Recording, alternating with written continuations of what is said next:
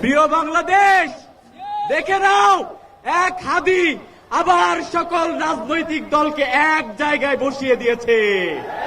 প্রিয় বাংলাদেশ, দেখে নাও, এখন আর কেউ অনলাইনে একজন আরেকজনকে কাদা ছড়াছড়ি করতেছে না, আর কেউ কাউকে টকশোতে গালিগালাজ করতেছে না। হাদি প্রশ্নের সবাই এক হয়ে গেছে।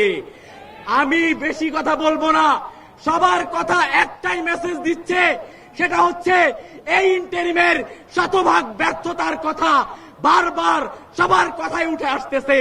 আমি শুধু একটা কথাই বলি, স্বরাষ্ট্র উপদেষ্টা, আপনি 50 লক্ষ টাকা পুরস্কার ঘোষণা করলেন আসামি ধরার জন্য।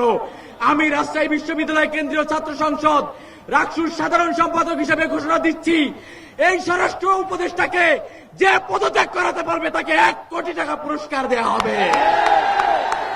এবং সাথে সাথে আজকে এখানে যারা এসেছেন, দল মত মতাদর্শ নির্বিশেষে ভারতীয় আধিপত্যবাদ এবং আওয়ামী ফ্যাসিবাদের প্রশ্নে সবাইকে এক হয়ে এক ছাতার নিচে কাজ করার আহ্বান জানিয়ে আমি আমার বক্তব্য শেষ করছি।